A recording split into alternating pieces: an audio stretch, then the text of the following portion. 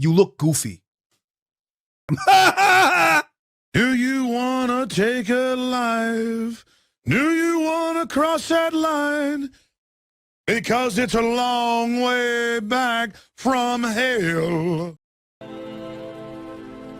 Arwen, tulen ilu. Ichaer gwannar navalano sibado no kirar. I learned a long time ago that there's no sense getting all riled up every time a bunch of idiots give you a hard time. In the end, the universe tends to unfold as it should. Plus, I have a really large penis. That keeps me happy. Now, what it's got here is a scrotum and nothing else. Vagina. My mind is a raging torrent, flooded with rivulets of thought, cascading into a waterfall of creative alternatives. God darn it, Mr. Lamar. You use your tongue prettier than a $20 whore.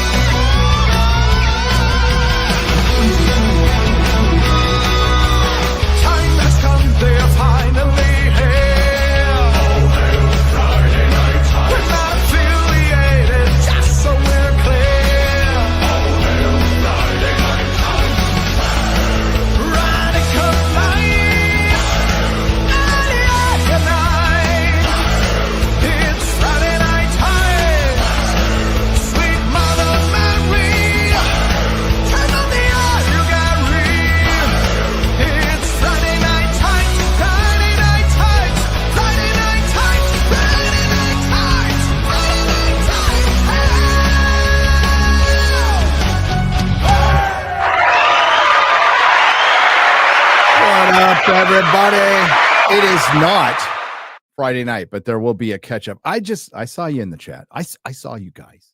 Okay. I like that song for one, and I love that version of the video. It's one of my favorite things ever because it shows you guys. So there. Give me all the shit you want. Call me gay all you want. It's okay. It's okay to be gay, by the way. I tell that to Az and Dan all the time. All the time. But first, before we greet everyone, hello, let's take care of some business. First, thank you, everybody. Thank you. The campaign closed on Friday. $189,947. 3,917 books sold. Hail to you. Thank you. Now I have a bunch of books to sign. Bunch of books to sign, and we're working on the audiobook and other things coming as well. But thank you guys, and that should be out in the fourth quarter, which starts day after tomorrow, right? Day after tomorrow will be the fourth quarter of the year. Fourth quarter of the year. Hollywood's going to have a rough time. We're going to get to that. We're also going to talk about J.K. Rowling, who, as as well as the kids used to say on YouTube, nuked Emma Watson from orbit.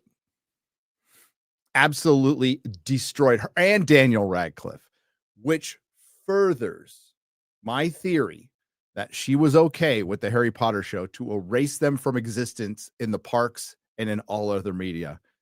And I'm for it to a point till they cast Black Snape. But and we'll see if there's a female Voldemort. I don't think so, but you never know. You never know. We're also going to talk about Chris Gore getting shut out of the LA Comic-Con. And I saw one battle after another, and I'll give you my thoughts. Which Perry can put into a daily, I'm sure. But before we say hello to you guys, let's take care of a little business and talk about lean. Doctors call it weight cycling. Half of Americans do it, and if you do it enough, you're at risk of diabetes, liver damage, heart attack, and stroke. Weight cycling is when you lose 10 pounds or so, but then you put back on those 10 pounds and a little bit more. That puts tremendous strain on your organs, and it leads to serious health issues. Bottom line, most people need help to stop weight cycling, and there's a great way. Non-prescription lean was created by doctors. Lean is an oral supplement, not a GLP injection, and the science is impressive. It's also not a suppository. It studies ingredients, also targets weight loss in 3 powerful ways. Lean helps maintain healthy blood sugar. It helps control appetite and cravings, and it helps burn fat by converting it into energy, and burning fat helps keep the weight off. If you want to lose meaningful weight at a healthy pace and keep it off, add lean to your diet and exercise lifestyle. Get 20% off when you enter Nerdrotic at takelean.com. That's code Nerdrotic at takelean.com. Thank you. Thank you, X-Ray Girl. X-Ray, everybody say hi to X-Ray Girl. She can see you. She's in the back. Probably crocheting something. Are you crocheting something? In between, yes. I knew it. Andre, Susie, what's up? Gus, how's it going? Crow Hollow, how you doing? Pradane. Oh, it's gone now. Hi, Pradane. Big Papa Pumph. The Antichrist. I like that one. Don't talk back. I always do. Jeff Strong, Pens, Colin DeGrow. Is it DeGrow? Man, there's a lot of fun things you could do with that last name if that's really it. Razorburn, Winter Wolf, Eric K and his wrench, Sir Dirty Dog, Dancing Godzilla, Caleb Wright, Zodlander, Linebecken, Cannibal the Dragon. Unsung Dragon. You know, Cannibal, what happened to you in the Song of Ice and Fire? We don't know. Ham Dinger, Captain, Rebecca Gold. What's up, Ian? How's it going? Naked Goose. And 7 cat memes in a trench coat. What the hell? What the hell's that? Yeah. I had a big weekend. Kid, Nerdrotic Jr., the voice you hear at the beginning of all my videos, turned 20. So we had a little birthday party. And then mom's helping the big one move to Colorado. So he's off to Colorado to go do his job. Yeah, it was a big family weekend. Had big plans to do a Savant video, which were scuttled by the cowardly Apple TV, which kind of put me in a perplexing place. I'm like, oh my God, why do I make a video on Marvel Zombies? That was shit. Alien Earth, maybe still, but I don't know. Or One Battle After Another, which did not get pulled. So I watched the 2.5 hour One Battle After Another Paul Thomas Anderson film. He's got quite the following. It's small, but it's passionate. The cinephiles love him. The corporate critics love him. Paul Thomas Anderson, and I like a lot of his movies. Not all of his movies. I think he's a little overrated on a good share of his work. But Boogie Nights is an all-time great movie. There Will Be Blood, Punch Drunk Love. I didn't like Magnolia. I like parts of Magnolia, but I didn't like Magnolia. But he's certainly a good director. You can't take that away from him. He's got his fans, and most of them are on Letterboxd, and again, call themselves cinephiles. I am not a cinephile. I'm not going to see every movie. That's Chris Gore's job. I'm not going to see every indie film with two lesbians sitting around a table talking about their feelings. I just don't care. I mostly hate dramas. If I need some good drama in my life, I'll just remember my life. I like to go to films to see things that can't be done in reality. That's why it's called Nerdrotic. That's why I like genre. I like superheroes. I like wizards, but I do like A Drug Deal Gone Bad. Those are some of my favorite movies, but I definitely appreciate when they're really fucking good, like Boogie Nights. I've said this before, Boogie Nights about the porn industry, but what Paul Thomas Anderson was able to capture in that film, better than anybody I've ever seen in all the movies I've seen, is the drug culture and the insanity of living in a drug house, and the Alfred Molina scenes when they're all tweaking in the house, and they're like, "Will you be my mom?" Like, that shit was spot on accurate. So well done. Opening shot of that scene is great. One battle after another, most of you have not seen it, is going to flop at the box office unless it has just the craziest legs you've seen in a long time. It got 21 to 22 million this weekend. Domestically, it was expected to get 25. It got 45 to 48 million. It was expected to get 50. And you would think, hey, that's great for a PTA film. And what I saw of it, I'm like, man, there's no way this budget could be over 50. It's 130 million minimum. Some places are saying 170. Other places are 130 without marketing. It was supposedly had 70 million in marketing.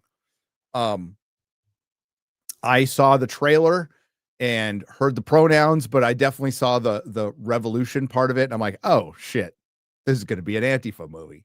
And it's an Antifa movie. It's a Weather Underground Antifa movie. But you're like, okay, it's Paul Thomas Anderson. Maybe we can make some endearing characters. We can get caught up in the story and see the other side of things. Maybe they'll show it more sympathetically, which they certainly did, but not in a way where you would be sympathetic with them. They're very sympathetic with the Weather Underground and Antifa portion of it, but not very sympathetic in the fact that they want you to be drawn in if you're not of the Hollywood elitist ilk who thinks this is some kind of romantic glorified revolution. It was filmed in early 2024. So Biden was still president. So you can't say, I think it's more of a callback to the first Trump, the times of the first Trump administration, unless they knew something we didn't. But it was filmed before Trump was president. And it showed a lot of the kids in cages that Barack Obama built, quite frankly. It's absurd. And it's like, I get it. It's an art film. Okay. It's a very pretentious art film. So if you don't like it, you're not smart. The thing is, when I go see a movie, I have to be engaged in the characters. Good guy, bad guy, whatever. There got to be characters that are engaging. Leo DiCaprio is a great actor. He's a great actor. He is. He's pretty decent at picking his roles. He doesn't like to do anything really that linear. And I get it. He's a great actor. Benicio del Toro, great actor. Best character in it. Easily. Sean Penn is a coked out woke Hollywood freak. Has a good Pretty decent actor. He's absurd in this. Absolutely absurd. So I give props to Leonardo DiCaprio, Benicio del Toro. Paul Thomas Anderson's directing, particularly with some car chase scenes, is pretty good. It's pretty fucking good. Pretty solid. The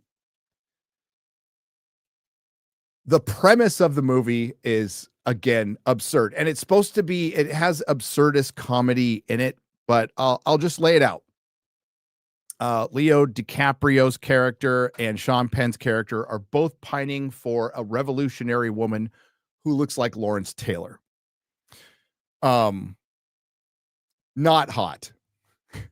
Like in the least bit. At all. I mean, it's hard enough to buy that Leonardo DiCaprio's into a woman that's over 25. And listen, I don't know if he's dated black girls in the past. I don't keep track of his love life, and I don't care, but she was definitely too old for him. And what they do is they are freeing the immigrants from, you can't say ICE facilities, border patrol, ICE facilities, wherever. And they're attacking agents, firing fireworks at them, blowing up bombs, just a bad timed movie because it came out the day after an ICE facility was attacked by a commie from Reddit who unfortunately and tragically killed 2 immigrants and it seriously injured one. I don't know if they're still alive or not. So fucking horrible timing. But I'm still glad they put it out. I think pulling the stuff is cowardly. I think sometimes stuff is bad time. You put it out anyway. Right, Apple? Right, Apple? So, yeah, it glorifies all that. The first 15 minutes is basically just showing how awesome this black woman who looks like Lawrence Taylor is amazing. Is an amazing revolutionary, uncompromising. She gets pregnant. They actually give depth to her character. They show that she's kind of a fucking terrible mom. So when they have the scene of her like pregnant, shooting the machine gun, they actually have enough self-awareness to where Leo's going like, dude, she's like, shouldn't be doing this, you know, something to that effect. They have that. And she is all about the revolution. She is true blue, all about the revolution. Until they rob a bank. I'm rushing through this. They rob a bank and it looks like she kills a guard. She runs away, she gets caught, and she flips on all her buddies. She does, and she's also being pursued by Sean Penn, who, by the way, they were able to infiltrate an ICE facility pretty fucking easily, right? So again, this is art. It's not supposed to be reality, but we're still sending a message. So a bunch of Antifa were able to take over an ICE facility because there was no guards and everybody was fucking asleep. And then when Black Warrior woman goes in, Sean Penn is aroused. He likes them. He likes that dark meat. He gets caught. He gets his hat taken, all this shit, and she gets away. So eventually she gets caught later. But there was some sex, and we don't know who. There's a daughter involved. We don't know who the dad is. We don't know if it's Sean Penn or we don't know if it's Leo. Hell, with her, it could be anybody, to be honest with you. So we're off to the races after she gets caught and flips on all her friends and gets them killed by our government. They just run around and just pop them in the head and shoot them. Now, they put it off that Sean Penn is a bit rogue. So the problem that's introduced in the movie is Sean Penn is recruited into a white supremacist organization that he has to prove his purity. He can't have had sex with the black woman or any woman, but they do like. They're like, well, there's having sex with brown people, but then there's having sex with black people. So he wants to be part of this organization. And then he has to cover up any and he signs that he had sex with a black woman revolutionary. By the way, when the woman who looked like Lawrence Taylor flips, she's put into witness protection, but then she eventually escapes and goes down to Mexico, never to be seen again.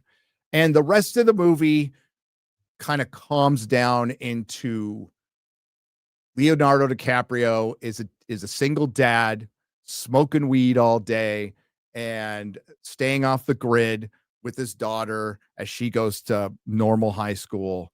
They both think, Leo told the daughter that mom is dead and that Lockjaw, who's the Sean Penn's character, killed her.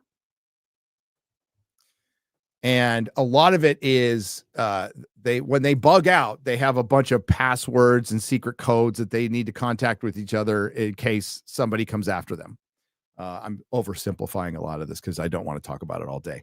But suffice to say, we all know this from the trailer. About halfway through, Leonardo DiCaprio can't remember the password, and it's him, trying to figure it out. And because his daughter is at a high school dance, and the military shows up to take her away, and she escapes just in time. But then Leo's separated from his daughter, and it turns into, are you my daughter? Are you not? There's some DNA tests, but Sean Penn's villain really wants to be part of this organization, so he's willing to kill this girl for it.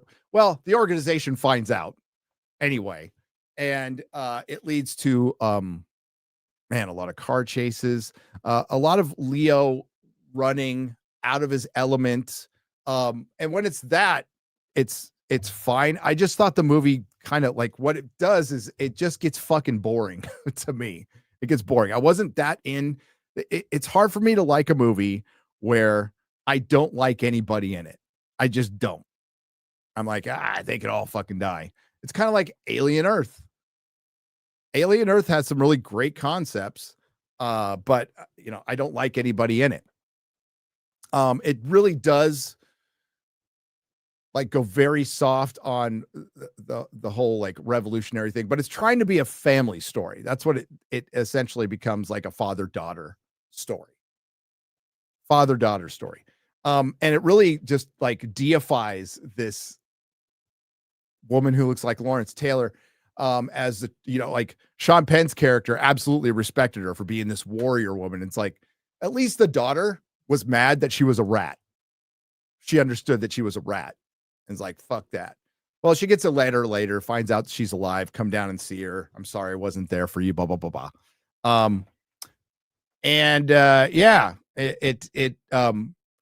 Sean Penn ends up getting killed at the end by the racist organization. And Leo ends up with his daughter, and his daughter goes off to be a revolutionary. So nothing is really learned. If you would approach this as, well, maybe being because they really did want to go into, they even mention it, Leonardo DiCaprio is we can't keep doing this shit to the woman he's pining for that looks like Lawrence Taylor. That we're a family now. We can't keep doing this shit. She's all, fuck your misogyny. I'm all about the revolution. Da da da. Of course, all about the revolution until she flipped on everybody, which is what would happen, by the way. Which is what would happen, to be fair.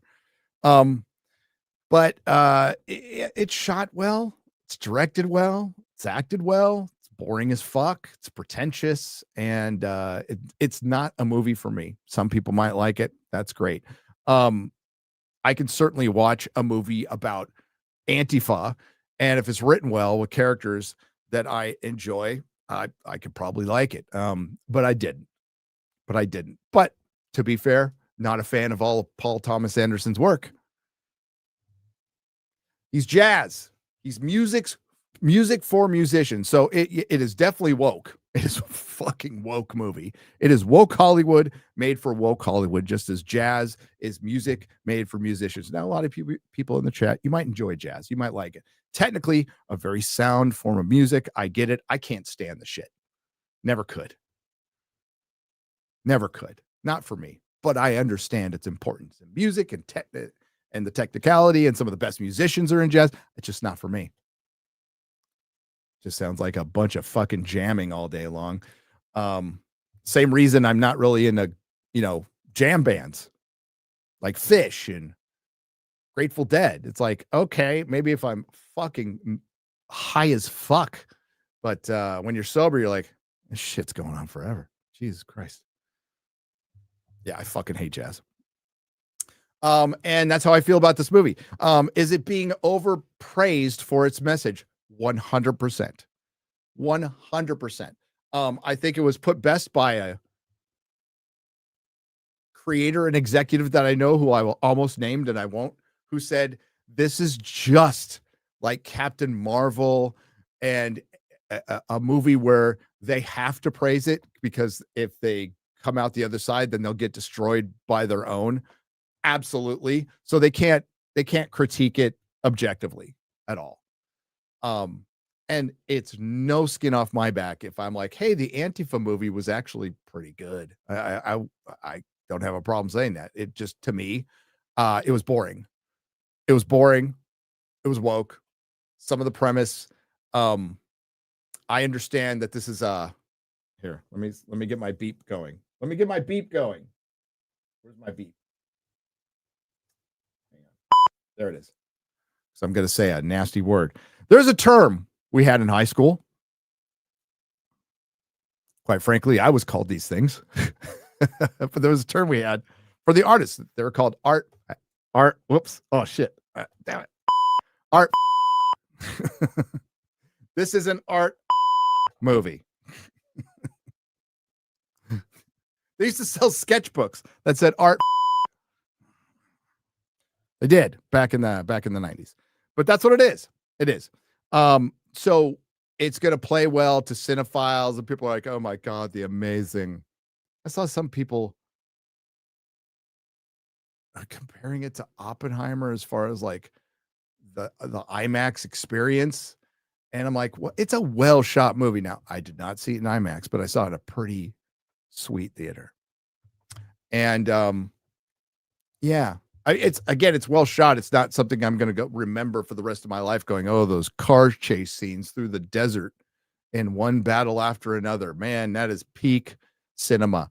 I think overpraising this movie was inevitable because they want to own Trump at every moment of their lives.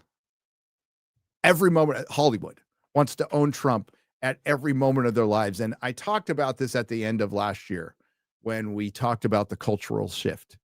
And I said, Hollywood, nobody's asking you to like Trump, but you might want to consider that half the country likes Trump. And you might want to consider, well, you could still go after his policy or everything. Don't make it everything like you have for the last 8 years, because you can't survive it. You've already lost damn near half the audience. Collectively, Hollywood has lost almost half of their fucking audience. That's why they're having to charge more for everything, and they're scrambling right now. And that's why corporations are gobbling themselves up, and they keep blaming COVID when it was the fucking strikes, and it was constant. And I mean fucking constant. Subtle, passive aggressive, and outright aggressive, outright jabs at Trump and fucking damn near everything you do. Everything you fucking do. The message. To the point where your own side was getting tired of it. Like, oh, fucking enough. Okay. And still is. So this will win Best Picture. Leo will win Best Actor. The daughter, who's like, she's fine in it. She's fine. It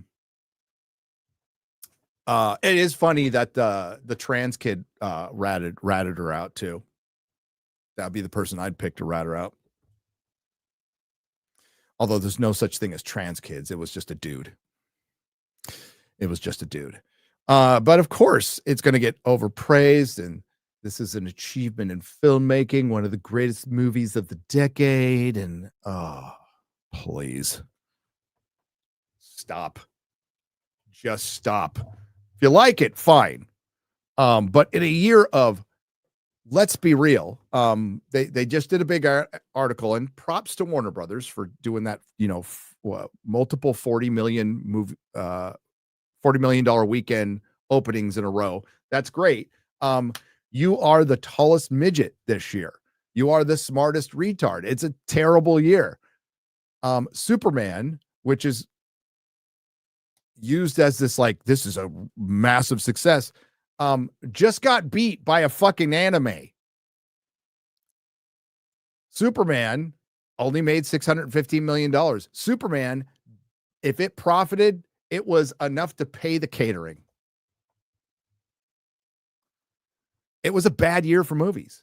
Now, we had some fun ones, like Weapons is my favorite movie of the year. I liked Sinners. Those are both Warner Brother movies. A Minecraft movie did great. So did Lilo and Stitch, but it's been a shit year, and it ain't getting any better. By the way, One Battle After Another, Warner Brothers film. It's a Warner Brothers film. It's going to break their streak. Yes, it was made for Academy Awards and made to lose money, and that's so I'm sure Warner Brothers, who's still massively in debt, can afford that. But they were like, you can't say like the momentum was swinging to Warner Brothers. Things were looking shitty with Mickey 17, but the success of Sinners, the success of F1, even though it's only half their success because it's actually an Apple movie, Warner Brothers just distributed it, which also did better than Superman. And Weapons, which did have like a general consensus of, I like this movie. Not everybody, but most. Conjuring 2, right? That's theirs too. And The Conjuring, which is killing it. Absolutely killing it. Yeah, Demon Slayer, right? Was it the Demon Slayer movie? I think there's another title. It's Demon Slayer or something else, right? But I did see Gundam tweet about this. Yeah. So Alan Ng, the great Alan Ng, is getting a lot of shit for his review that I completely agree with. 100%. I think Alan Ng has, to me, the most honest review about One Battle After Another. Now, let's see if I can find it. Our pal Al, Ng the Merciless. Please give him a follow on Twitter. I got to see if I can find the tweet, X-Ray Girl.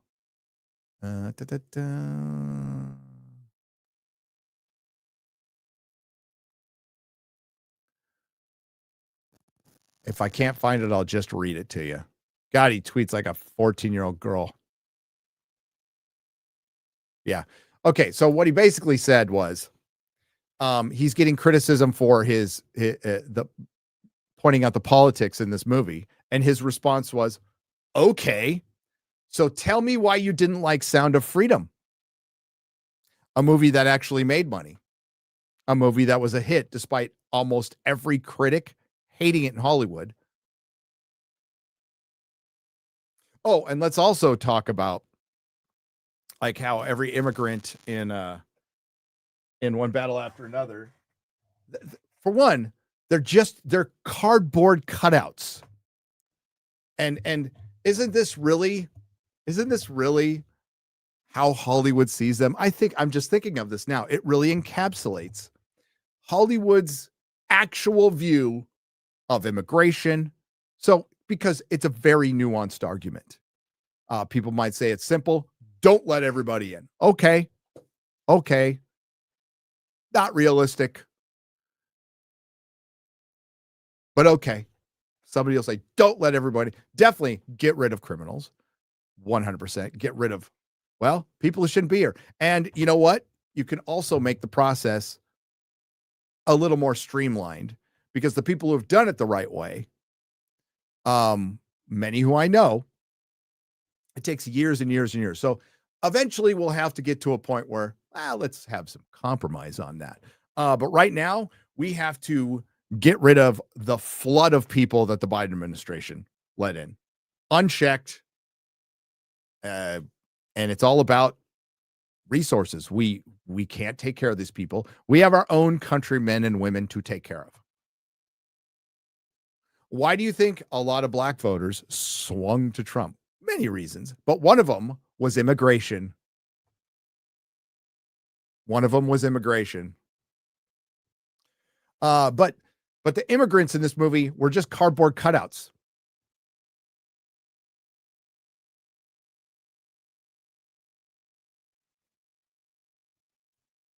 They were just used as a vehicle. They were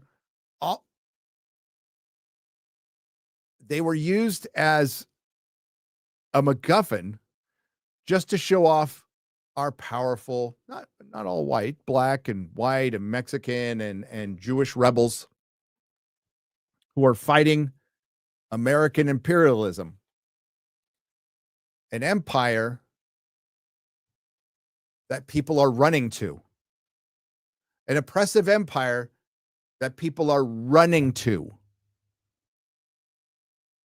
Does that make sense?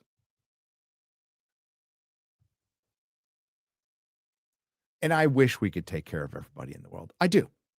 I wish we were living in a Star Trek world.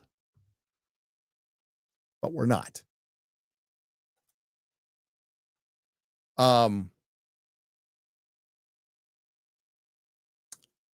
And the only time they put faces on it is when they get to Benicio del Toro. But as far as the camps and stuff, they're just background cardboard cutouts. So there's no like real nuanced argument in it. There's no guards anywhere.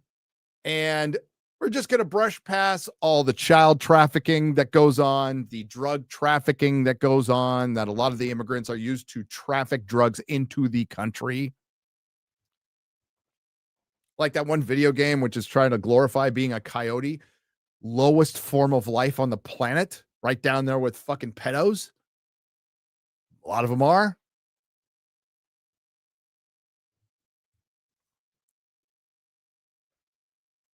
People who will take these poor families' money, drop them off in the middle of the desert, rip them off, and leave them to die more often than not. But that's how they are. They're just cardboard cutouts. And that's how Hollywood sees it. Oh, these poor little people that I can use to make myself look more virtuous. And where are the origins of that? Well, fucking, you can't call it white guilt, success guilt. Because it's not all white people. There's a lot of people in Hollywood who pretend for a living and probably go home and feel guilty that they make, in some cases, hundreds of millions of dollars for pretending for a living. And they travel out to these countries while they stay at 5-star hotels. Sometimes they have to go on location and they see those neighborhoods and they're like, holy shit. Well, and then they walk back and they go, somebody needs to do something about this because I felt bad when I drove by it. Oh, don't ask me to do anything. I'm just going to go back to my 18-room mansion.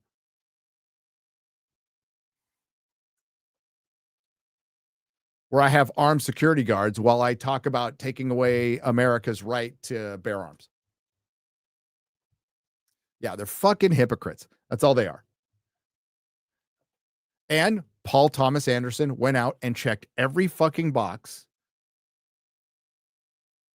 And one could argue, exploited an issue so he would win awards. Oh, I'm talking about it. I'm bringing awareness to the world. What in this film brings an educated awareness to the immigration issue in America? I have a proposal that would have made this movie better. Because again, the white supremacist organization was cartoonish and shallow. And quite frankly, they kind of set up, they're the French 75. They just kind of go away. And the movie's about Leonardo DiCaprio and Sean Penn trying to determine whose daughter is who. That's it. Because they both really had the hots for a woman who looked like Lawrence Taylor. Which is ridiculous. Ridiculous. But yeah, there was no depth to it. So what would have made the movie better? Well, if you want to get into the whole government cabal thing, totally down with that. I believe in those things. Are some of them about racial purity? Probably, but I think more of them are religious based across many religions. I also think there is one that's complete atheists. I think there's a lot of cabals in control. Now, a lot of people say Israel runs the world. They fucking don't. They are a tool of a much bigger system. They're a tool. We're bigger than fucking Israel, for one. So I digress. You have your secret cabals. That's fine. But you show, because this was a well-funded French 75. They don't really tell you where the money comes from. Very resourceful. They had inside people in hospitals and in banks and stuff. I'm like, okay, that's great. Why don't you go into who funds them? Because then you can reflect an actual reality that I'd love for Antifa to learn. They won't, because they're fucking retarded.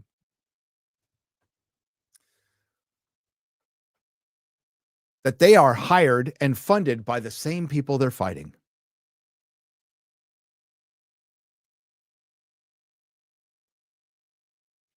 The little unknown, they read their communist manifestos, but they never really get into why do they always latch on to like kings? Well, because they need money. And what funds communism? Rich people. Well, we're using the rich people against them. Yeah, but you still need them. And you still work with them. And you might be manipulated by them. And I'm not trying to give them an excuse. They're not innocent. They're willing fucking retards. But why not introduce that the cabal was playing both sides against each other? So they destabilize the system so they could come in and create a new system. Problem, reaction, solution.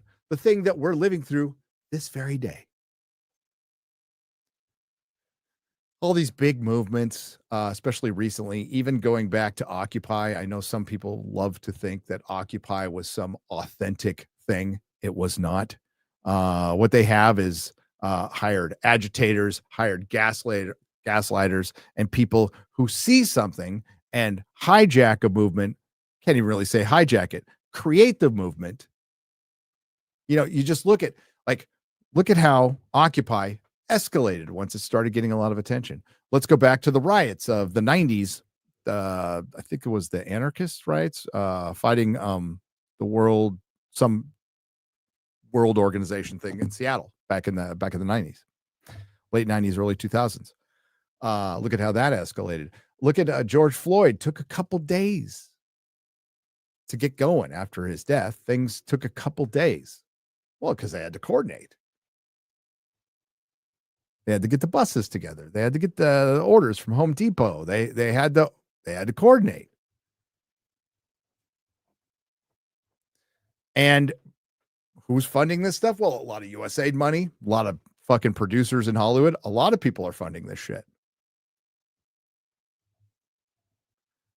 And then you destabilize the system so they can come in and save you. There's a great example of that right now, guys. Kids, there's a great example. Sorry to call you kids, adults. There's a great example of that right now. We just had we're having a pretty big immigration crisis in the UK. What's their big solution? Digital ID. Digital ID. Going straight up for the Chinese credit system. Going right there. Create the problem, mass immigration, which leads to the reaction, which is people having enough and saying, this needs to change.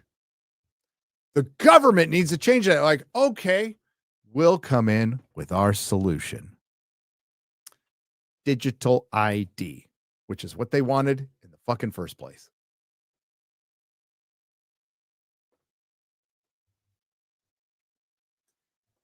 That's all it is. Mail-in ballots are meant to destroy our trust in elections.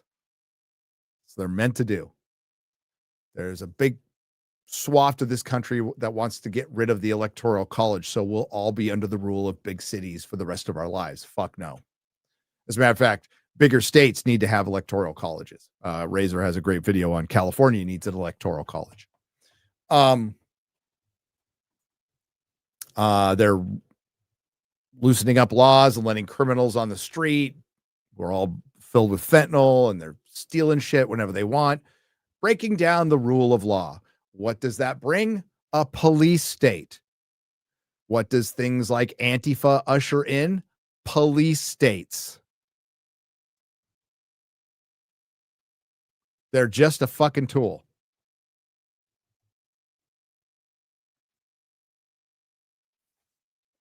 I don't necessarily, back in the punk rock scene, there were some commie punks, and you're like, okay, you have anarchy on your jacket there. You know, communism is more government, right? You understand that. You understand that those are contradictions, right? More government is not the solution. More government is not freedom. But Hollywood loves to glorify the revolution. And listen, it's Wes Anderson does it in his film, but it's funny. I like Wes Anderson a lot more than PTA, like a lot more. Because his movies are fun.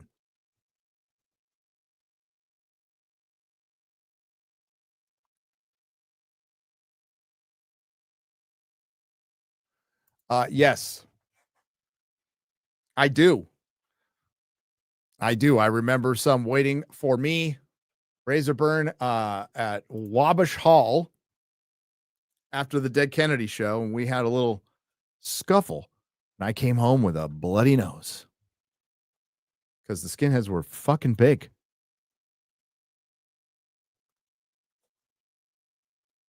Yeah, I had I rolled like, listen, I rolled with punk rockers and drug addicts and skinheads. And there's a couple of people on Facebook right now who were celebrating the death of Charlie Kirk. Just want to point that out, who are big time progressives now. Well, won't name your name. I was around at your house when you were listening unironically to War Radio from Tom Metzger that came from Fallbrook. Skinhead. Mr. Badass Skinhead who lived in fucking Del Mar. Skinheads in their fucking Dr. Daddy's house in Del Mar is a very expensive part of San Diego. And they were, they were getting drugs from me. And they were smoking out and listening to War Radio, by the way, White Aryan Resistance. Tom Metzger, former fucking Grand Poobah, whatever they're fucking called, of the KKK, was too radical for them. Moved to Fallbrook, California. Did a little radio show. He showed up on talk shows all the time, too.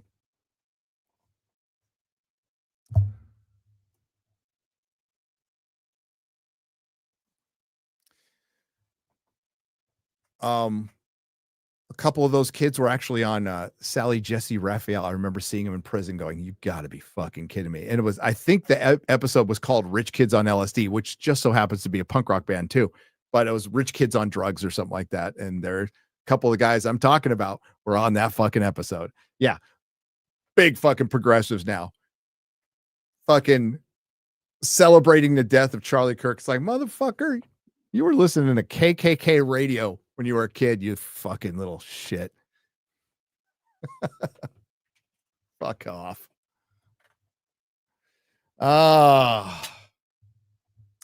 This is a weird Emma Watson rant.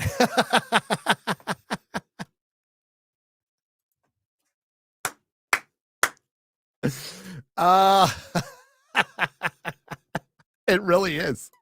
RKL is a great band, by the way.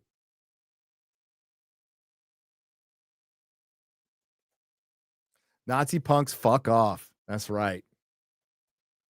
That's right. I have that. I still have the 45, and it's got the little armband with the swastika with the slash through it.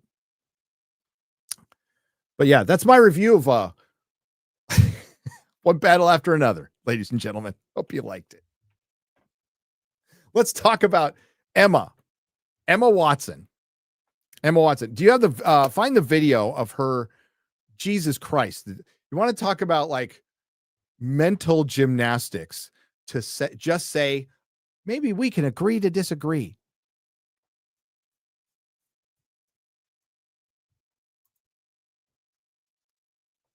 If you can throw in the link when you get a chance, X-Ray Girl. I didn't see I saw that Lady Greymaster, I'm going to put you on notice right now. When we have an article that's based off video, it's better to put up the video than the article. Okay. So we can actually react to that. Thank you. Putting you on blast. We like sound bites and videos. It's just better than me reading it. Have you heard me read? You've heard me read.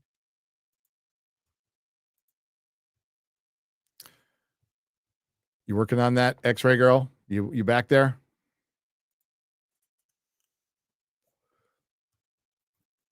Oh, I can find it. Let's find it.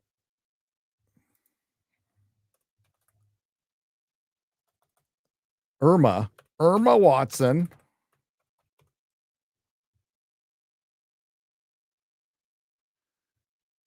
Where is the video of the podcast?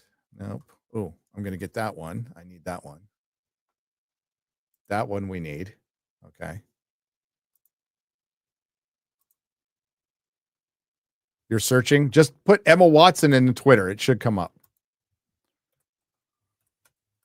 It was all over Twitter a couple days ago. Oh, let's see. Scroll down. There it is. I found it. Dom Lucrave, just a really, really reliable source on Twitter. Thank you. Quarter Black, man. Coming in. Woo! Look at you.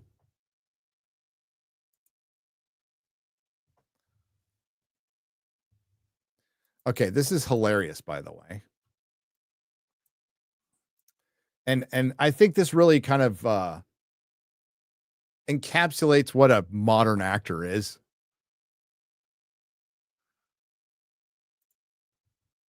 All right, let's share that screen.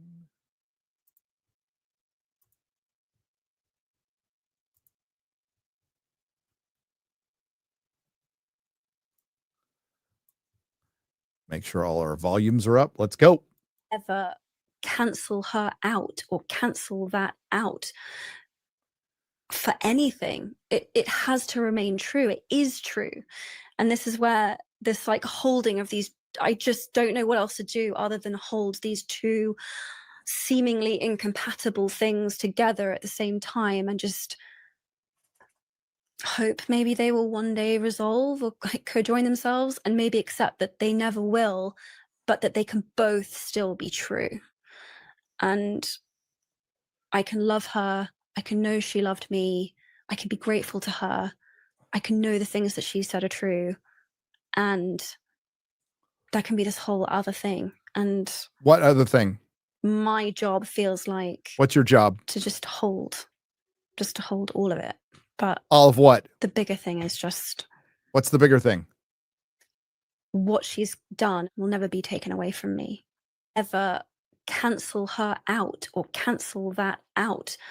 So what she's trying to say there is we can agree to disagree in a very actor way.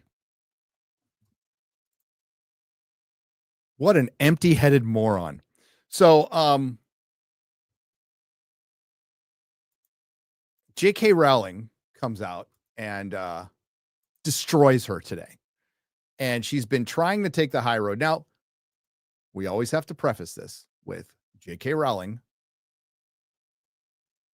helped support and vote in many of the politicians putting in the policies that she's against on one issue.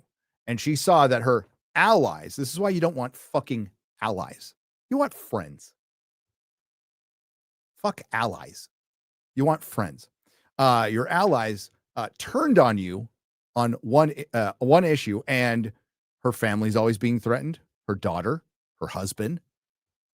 She had to double her security, which I'm sure is, even in the UK, armed with guns.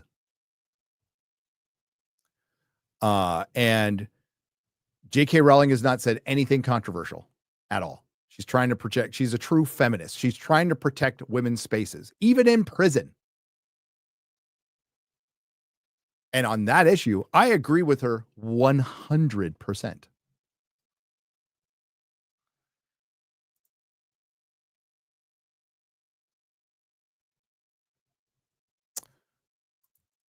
But on every other issue, I mean, like, that's what a lot of, that's what John Cleese needs to realize. You know, these very old, wise people have this massive blind spot. I mean, shoot, how many Hollywood actors have we said, well, this woke stuff is getting out crazy, but I'm going to vote for Kamala Harris. What the fuck do you think is going to happen? What do you think would have happened if she got voted in? Here, let me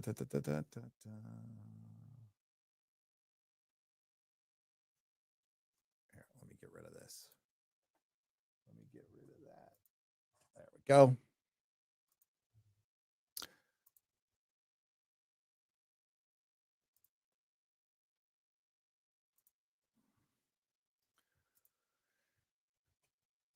So they helped bring on, they invited this wolf in the door, but it's good to see J.K. Rowling now that basically the public sentiment is starting to come to the reality of things like there's no such thing as trans kids. This is actually a dangerous issue for women when it keeps getting pushed. And we all know where the next thing is going, which I'll talk about in just a moment, because they keep pushing boundaries, pushing reality. So J.K. Rowling says, I'm seeing quite a bit of comment. I've seen quite a bit of comment about this. So I want to make a couple of points. I'm not owed eternal agreement from any actor who once played a character I created. The idea is ludicrous as me checking with the boss I had when I was 21 for what opinions I should have these days. Emma Watson and her co-stars have every right to embrace gender ideology. Such beliefs are legally protected, and I wouldn't want to see any of them threatened with lost work or violence or death because of them. Agreed.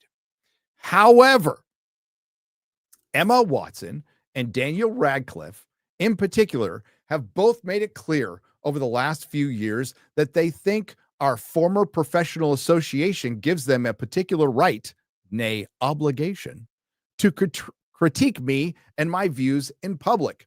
Years after they've finished acting in Potter, they continue to assume the role of de facto spokespeople for the world I created. Boom. In other words, you were hired hands. You were employees who are no longer employed or really associated professionally in any way outside of residuals of my work and my world that I created, that you just repeated lines from. When you've known people since they were 10 years old, it's hard to shake a certain protectiveness. Until quite recently, I hadn't managed to throw off the memory of children who needed to be gently coaxed through the dialogue in a big, scary film studio. For the past few years, I have repeatedly declined invitations from journalists to comment on Emma specifically, most notably on the witch trials of J.K. Rowling. Ironically, I told the producers that I didn't want her to be hounded as the result of anything I said. The television presenter in the attached clip highlights Emma's all witches speech, which we will get to in just a second. And in truth, that was a turning point for me, but it had a postscript that hurt far more than the speech itself. Emma asked someone to pass on a handwritten note from her to me, which contained the single sentence, I am sorry for what you are going through. She has my phone number, by the way. This was back when the death, rape, and torture threats against me were at their peak. And at the time when my personal security measures had to be tightened considerably, and I was constantly worried for my family's safety. Emma had just publicly poured more petrol on the flames. Yet Yet thought a one-line expression of concern from her would reassure me of her fundamental sympathy and kindness. Like other people who've never experienced adult life, uncushioned by wealth and fame, Emma has also little experience in real life. She's ignorant of how ignorant she is. She's ignorant of how ignorant she is. She'll never need a homeless shelter. She'll never be going to get, she'll never is going to be placed in a mixed sex public hospital ward. It'd be astounding if she's been in a high street changing room since childhood. Her public bathroom is single occupancy and comes with a security man standing guard outside the door. Has she had to strip off in a newly mixed sex changing room at the council run swimming pool? Is she ever likely to need a state run rape crisis center that refuses to guarantee an all female service, to find herself sharing a prison cell with a male rapist who's identified into a woman's prison? I wasn't a multimillionaire at 14. I lived in poverty while writing the book that made Emma famous. I therefore understand from my own life experience that the trashing of women's rights in which Emma has so enthusiastically participated means to women and girls without her privilege. The greatest irony here is that had Emma not decided in her most recent interview to declare that she loves and treasures me, a change of tack that I suspect she adopted because she's noticed full-throated condemnation of me and is no longer quite as fashionable as it was, I might never have been this honest. Adults can expect to cozy up to an activist movement that regularly calls for a friend's assassination, then assert their right to the former friend's love, as though the friend was in fact their mother. Emma is rightly free to disagree with me and indeed to discuss her feelings about me in public, but I have the same right, and I finally decided to exercise it. So we'll hear what signs too that well, I'd like to think so, and I think there are some other positive signs too that things are shifting. When you see the media starting to say trans women are men, then I think we really are winning. But Emma Watson was careful, wasn't she, not to go too far. I think what she's going to find now is you can't sit on the fence. She was a real cheerleader for Mermaids, the charity, and for transitioning children and for people knowing who they are. It was also kind of there's that clip of her at the BAFTAs, and it was just kind of like a really snidey, there's that bit where she says, I'm here for all the witches, like, but one. Or what, yeah, it was just nasty. Yeah. Right when J.K. Rowling was getting a lot of rape threats, death threats. So whether she is trying to row back from that full-hearted support for transitioning children, or whether she's just trying to get back in with J.K. Rowling in the hope of work, who knows? Richard Dawkins is an interesting case because, I'm sure when he wrote The God Delusion, he thought that was quite out there. It turns out that saying men can't become women is even more out there. And who would have thought that? But he is someone whose career is so... So there's that. And then Garrett, thank you for getting, this is what Emma said. Presenter is Emma Watson. She's proud to call herself a feminist, but we all know she's a witch.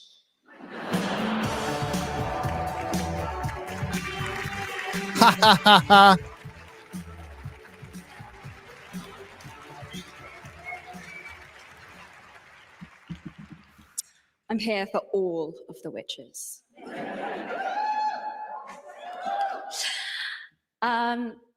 The films that are nominated tonight for She didn't say except for one. She didn't say it. Maybe she says it later.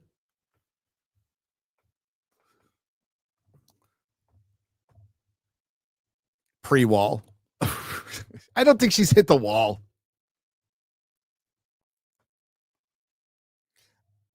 I don't think she's hit the wall.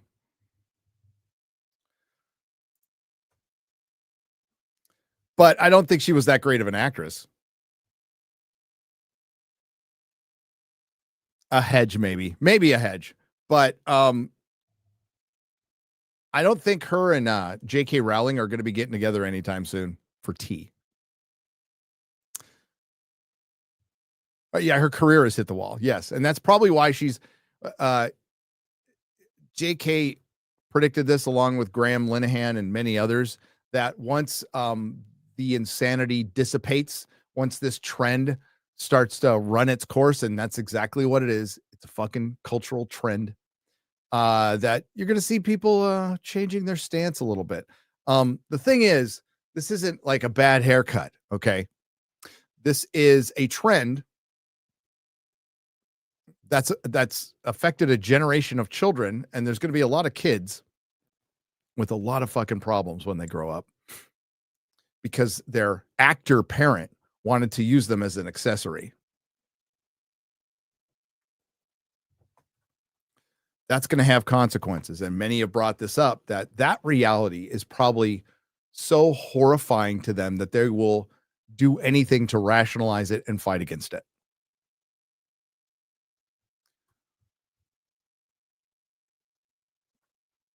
And again, that pushes ahead my theory that J.K. Rowling just wanted to erase them from the parks. Now, look for a lot of the stuff in the Harry Potter TV show set-wise to look exactly like it did in the movies, because it'll be easier to change it in the parks.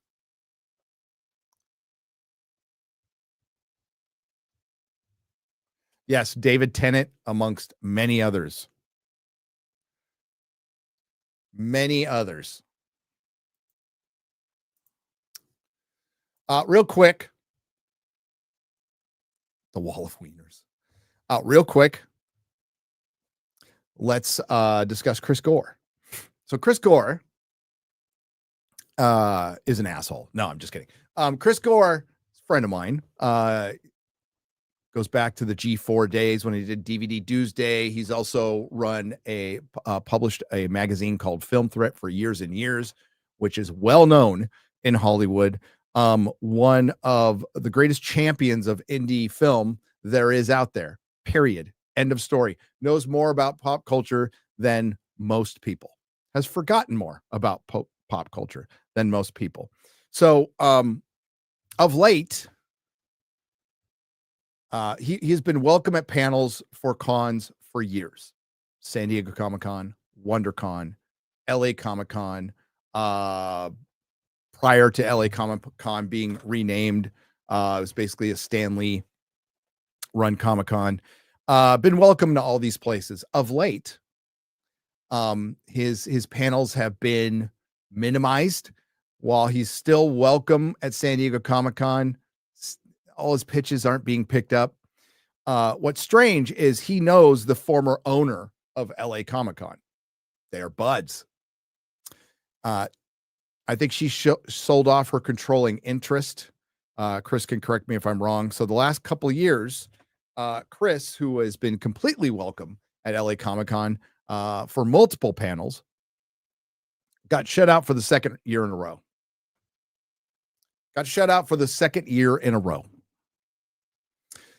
And his panels are now, I have a theory, but his panels are mostly indie filmmaking and more culturally relevant. Now 2 years ago, I think the name of the panel, again, I was at it, was why 99% of movies are garbage now. We did a couple panels there. One panel we did was packed, absolutely packed. Next door was Kevin Smith.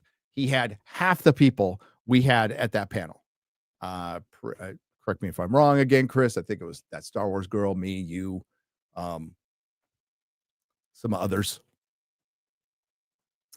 So he's been shut out the last couple of years, and he wanted to make it known. I've done 3 or more panels every year since Comic-Con LA launched, and they were always packed. Unfortunately, this is the second year in a row that all my panels have been rejected. I applaud LA Comic-Con for their inclusion programming. I just wish I'd been included. And I'll add, it was actually inclusive. So this is not unique to LA Comic-Con by all means, but here are some of the panels that Star Wars girl tweeted, Anna. And believe me, these are at every con. Gay geeks and where to find them, Afro weirdness and the urban superhero, It's an 18 plus. Transmasculine representation in entertainment. Queer sci-fi on a budget. DIY world building for indie. Well, we got DEI world building. That's what it should be. And my response was pretty simple. It was, well, basically what I just said. And him not being invited is a fucking joke. And we know why he's not invited. And it might have had something to do with that panel. And it might have had something to do with that panel being packed. And those panels I just read, and there's tons of them. This is about how filled they often are. Now, the reason to have a convention is to get people to go to your convention. There is more people on that fucking panel than there is in the room. But they rejected, and this was like, what was it? Queers and sports? Queers and sports comics. What?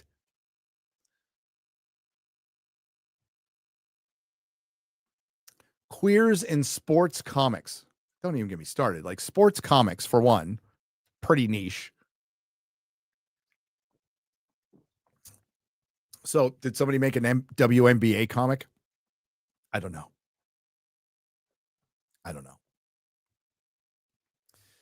So I made my comment. I basically said, fuck LA Comic-Con. Chris, you don't need them. And obviously they're not inclusive. They don't want to hear the other side. And what was unfortunate was a couple of years ago, they were really making inroads of doing that. Now, there are some good cons out there that will allow us to do panels with no problems. Fan Expo, MegaCon. I've done a panel at San Diego Comic-Con. We're going to be doing a panel at SpaceCon coming up. But LA Comic-Con, which is in the middle, is in the heart of LA. So as I said in my tweet, you couldn't fill those fucking panels if you offered free fentanyl to the fucking zombies who are surrounding that Comic-Con. It's in a shitty part of town. Well, all of LA is shitty, pretty much. It's bad enough that it's in LA.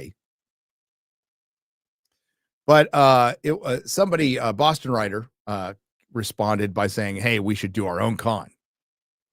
Boy, that's a lot of work.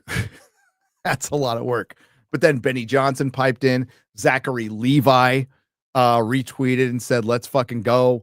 A lot of people showed support. So I'm open to the idea.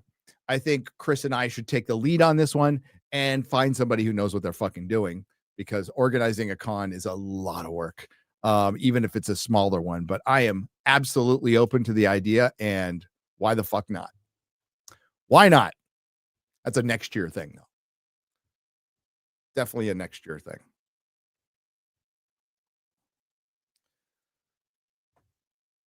Definitely a next year thing. But hail Chris. Chris got a lot of support, by the way, which is good. Which is good. But I think it could be fun. And you know, all are welcome at the con. I don't think I'll have a con running any DEI panels because I actually want people to go. But we could go back to old school, where we'll argue about, like, we can have a ship porn panel. Yes, a ship porn panel, which is not unlike the panel that they end every San Diego Comic-Con with. Is basically it's a debate on, like, who has the better starship. I'm down with stuff like that.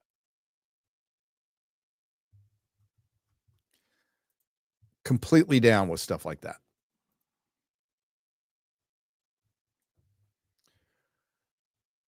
Transamerica Con. No. Do it in Austin? No. I'll be the last place on earth I would do it. Oh, hell no. I didn't think we'd get that kind of response. I'm like, holy shit, that sounds like a good idea. But man, I know it says highly organized in the title for Friday Night Tights. Actually not. It's not one of my strong suits. Not exactly one of my strong suits.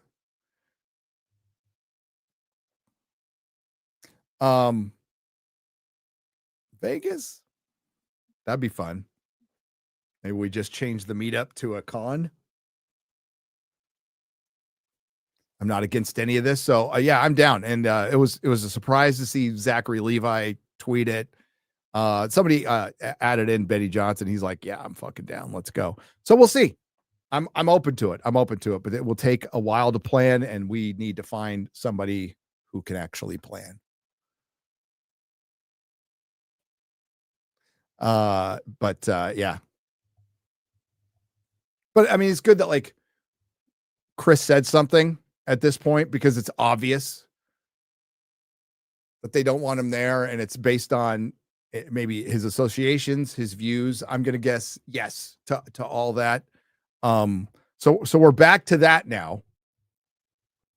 And quite frankly, you could just go to like I said before, there's other cons that are completely fine with us and have to deal with the same shit. Like MegaCon had to deal with somebody calling in and trying to get our panels canceled both 2 years in a row, right? And they both told that person who called in to go fuck themselves. And I don't know if they did it to their face, but they definitely, that's what their thoughts were to us. So it's like, we just told them to go fuck themselves. So that's fine. There's still some people with a sack, but apparently somebody at LA Comic-Con doesn't like Chris. A nerd legend, an LA nerd legend. And shout out to RMB for showing his support, by the way. I thought that was really good. Thought that was good. All right. We're going to get the squaring up part. Wow, a lot of people here. Hi, everybody. We have Rumble and we have YouTube going right now. Yeah.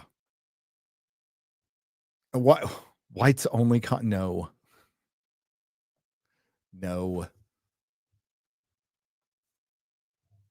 That's probably what they would think it is. The people who don't, that's probably what they would think. That wouldn't surprise me. All right, it's time to get to the square up portion. That's why we keep the soups off on this one, because we got a lot to get through. And again, this is going to have to be a 2 or 3-parter today. But first, we'll get to the member chats. Kenneth LaRoque says Monday. It is Monday. Great thing about this gig is you don't dread Mondays. Mondays are just another day. It's great. Japanese Demon Lord, been a member for 2 months. It was really nice of Demon Slayer to put Hollywood out of its misery. 20 million budget, 600 million in profits. Jesus. Nom Nom has gifted 1 Nerdrotic Live membership. Thank you. Lynn Jones is a new member. What's up, Lady Jones? Arg Another Name is a new member. Welcome to Nerdrotic Live. Ryan Kinnell for $10 says, "What's Beardo's favorite pickup line? Does this look infected to you?" I had to get my button up. Zodlander for $1. I was watching the first episode of in the middle of the night, and I think I might have woken up my neighbor when I yelled, "Yes, Captain Marvel blew up Kate Bishop." Oh, this is Marvel Zombies. Again later when Riri got eaten. Then Yelena enters the scene and her boring, selfish behavior. They kept emasculating Red Guardian and making his scenes the same kind of jokes as the rest of the MCU. Just a joke character, even when he had a scene that made me think he was going to shine. Blade was not Blade. The one I wanted, he was Moon Knight Blade, and they have no character in the show beyond I have a sword and now I'm on a bike. Miss Marvel was still an annoying kid that can't make her own decisions. And they are joking during scenes that should be more tense, typical MCU humor. However, some of the animation looked good, but that's it. 1 episode and I'm out. Well, I watched the whole thing. The animation is, it's not great. It's fine. It's fine, but it just looks too, I don't know, clean and uninspired. And there are some cool concepts like like all the people, like when Ant-Man goes down and in San Francisco, there's like giant zombies and giant people and giant bugs and stuff, and everything's going to hell. But then the whole thing is surrounded by Shang-Chi and Marvel's Katie. And I think Marvel Zombies encapsulates everything Marvel is right now. It is phase 4 and 5 characters fighting the zombie versions of phase 1 through 3 characters. Miss Marvel was the main character, and I just didn't care for it at all. It was annoying. And then, yeah, there's always humor in the middle of what should be like everybody's dead. They showed like all hell breaking loose in San Francisco with Shang-Chi and Marvel's Katie. And the Mandarin gives his life for Shang-Chi. By the way, when Shang-Chi talks, he sounds like a complete beta that he is. And then they flip to a scene of them singing fucking Journey or something like that. It's like, what are we doing? Yeah, Marvel just, they have no idea what they are anymore. They're in a full-blown identity crisis. And that's what happens when Kevin Feige decides to get rid of the creative culture that was around him for phase 1 through 3. And now it's just him. Now it's just the Kevin Feige show. And I don't know how you use how you get the guy who destroyed everything to fix everything. Bat Perez for 30 says, hello, late night comics don't have a lot of viewers in terrestrial TV, but what about YouTube viewers? There was a time my start page was full of their clips. So you think YouTube canceled good creators to push late night winners? Bon Jovi sucks. Rush rules. I agree with that last statement. Yeah, they were really pushing him for a long time, especially 2 or 3 years ago. We don't see him as much now. And I'm sure they make quite a bit on their YouTube page with their clips, but it's not enough to cover the expense of that show. Ryan Kittle for 20 says, contrary to your jokes, I would never live in the whites only dimension featured in Peacemaker. I found it offensive. I couldn't imagine that. We need people of all races in society to bring me Uber Eats, mow my lawn, and score a touchdown. As if. Holy shit. Oh, I know who the real Ryan Kittle is. That is terrible. Yeah, Peacemaker. They made the idyllic utopia, the America where the Nazis won World War II. Yeah, that last scene I was laughing my ass off. From Jeremy Griggs for $10. Daddy always used to say, one man's trash is another man's treasure. And that's how I found out I was adopted.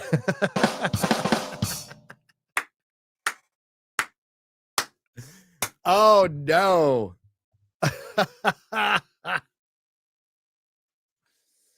Oh, my.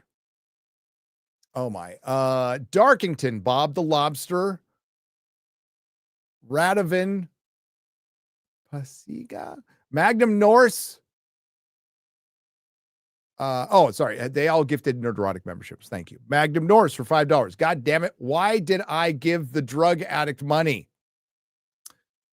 Well, former.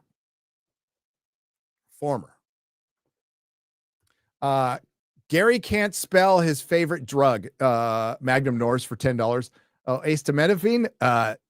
That's not the part that gets you high.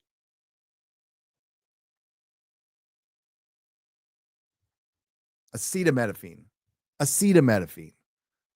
got to remember it from the White Stripes song. Acetaminophen.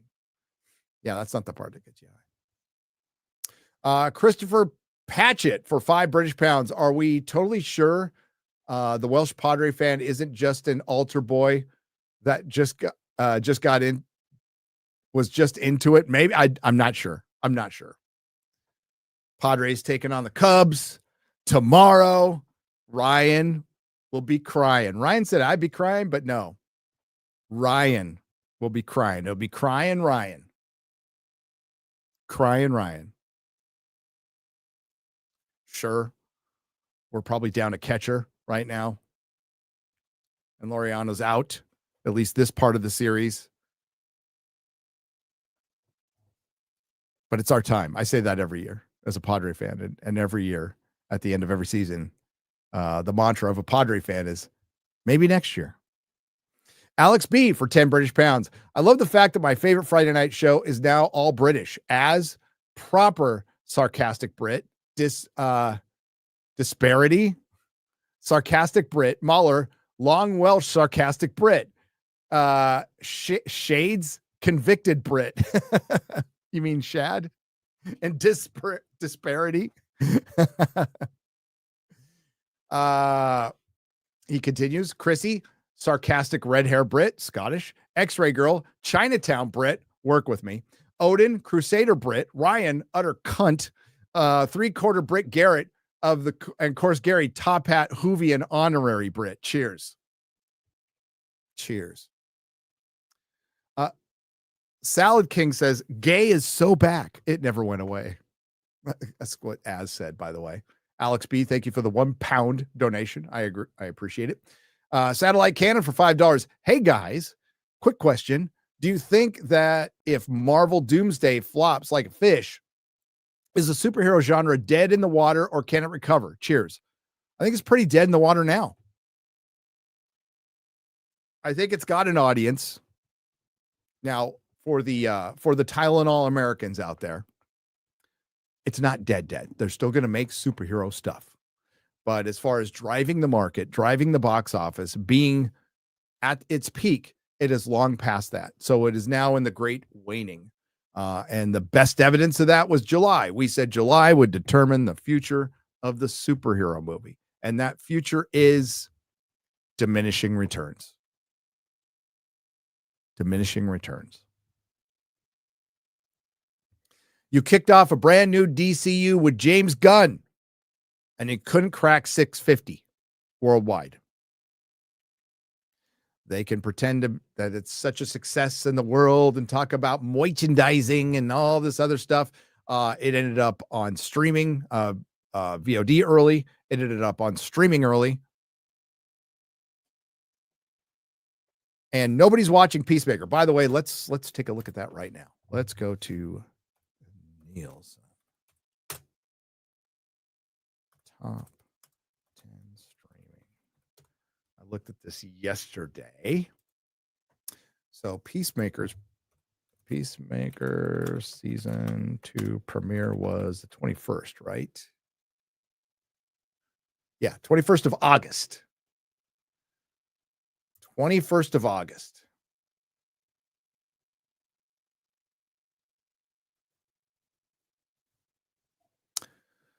So we have the streaming numbers from August 25th to 31st. So this is well after the Peacemaker premiere. Okay. Just we're all going on that.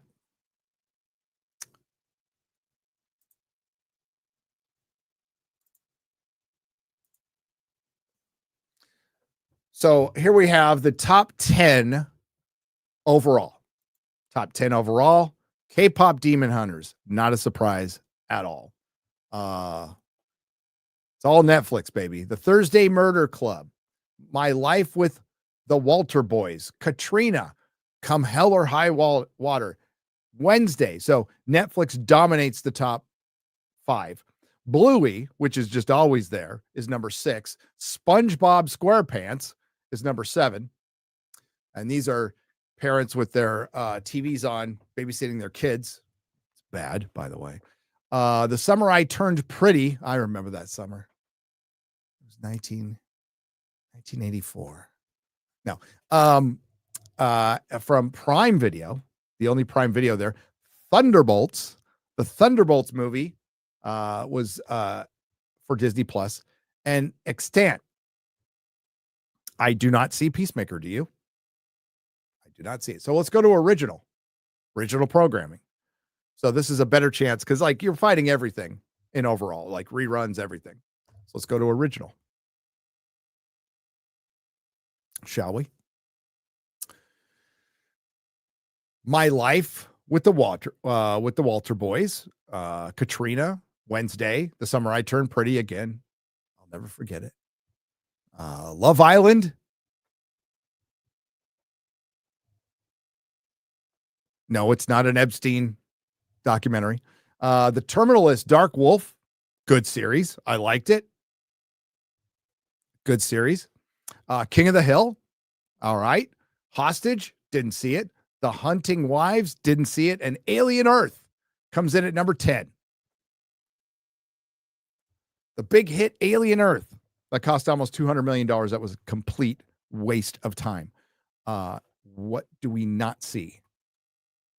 What do we not see? I didn't even mean to do that.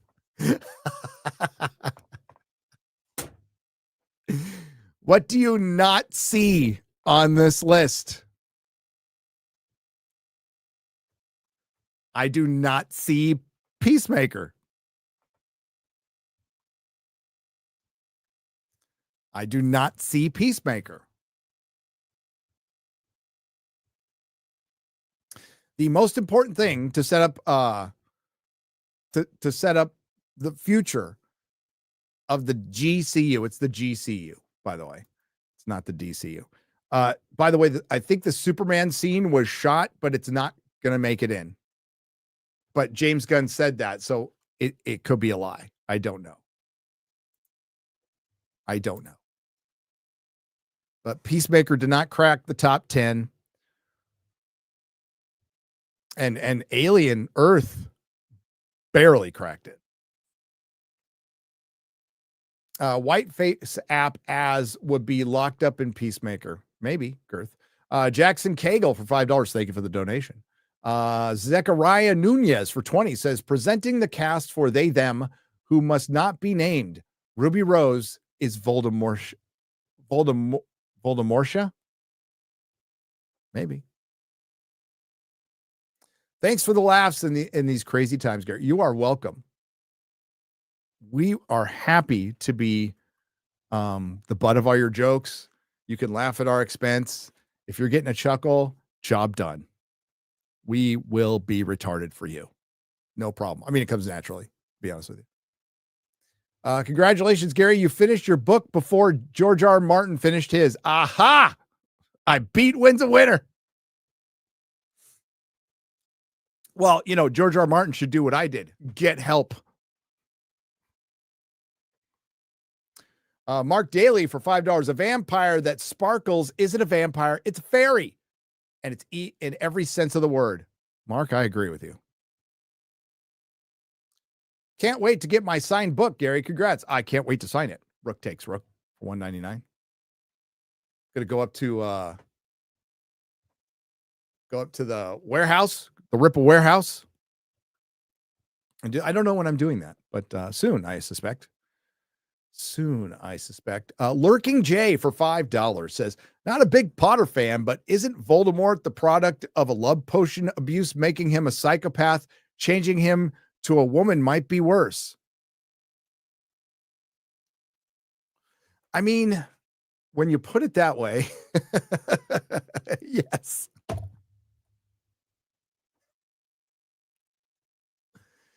I mean, is he the product of rape? Yes. He is basically the product of rape.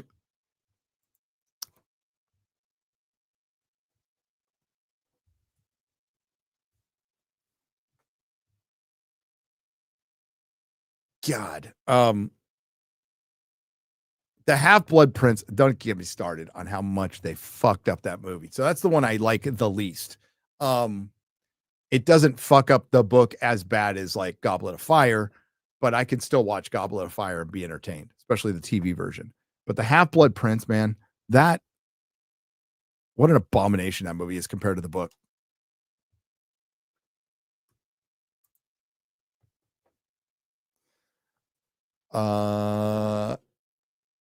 Inside basically gives you the background of Voldemort if you haven't read the book and you just seen the movie. There's so much more. So much more.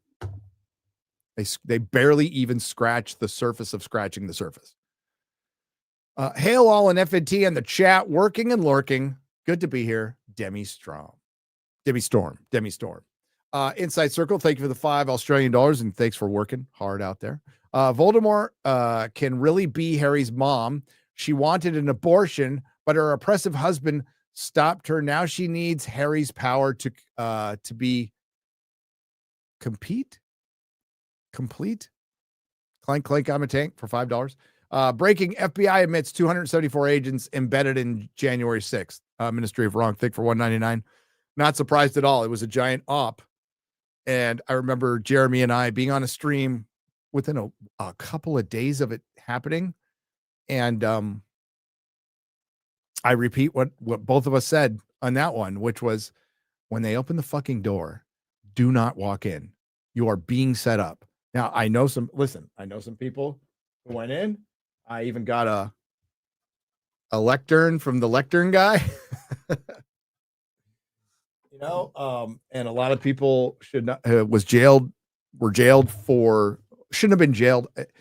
If they were jailed, should have been a couple of months for vandalism, maybe. Not so sure about that, though. I wasn't there. But yeah, it was a giant op.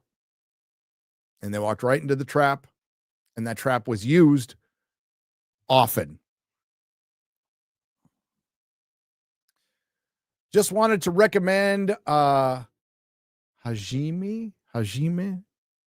X-Ray Girl, Hajime no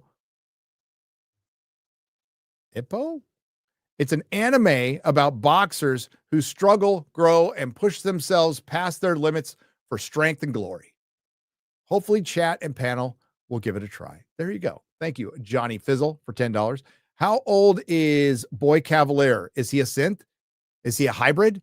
6 years old in 2110, 25 in 2120. How? Did he contact the ship in real time? Comms? Make it make sense. Zodlander, none of it made sense. None of it did. Thank you for the 50 Swedish krona. None of it made sense. Yeah, Boy Cavalier calling the ship while it was traveling to basically just talk any random worker into betraying all of them. How did he get this worker's name? How did he know he would be the one to betray him? How did he get the number? How did Wayland Yutani, who has this really super secret science vessel that just got 5 aliens, why are they not monitoring any communications going in and out, like at all times? Because they could do that. That's the problem. When you take on science fiction, you have to be smart. You have to be smart because the audience that goes for that kind of stuff is pretty smart, and they look for that. And they're going to ask questions like, why do you have surveillance and don't survey anybody? How come you have just invented the floor models for immortality, as they stated in the show? Why are they not protected at all times?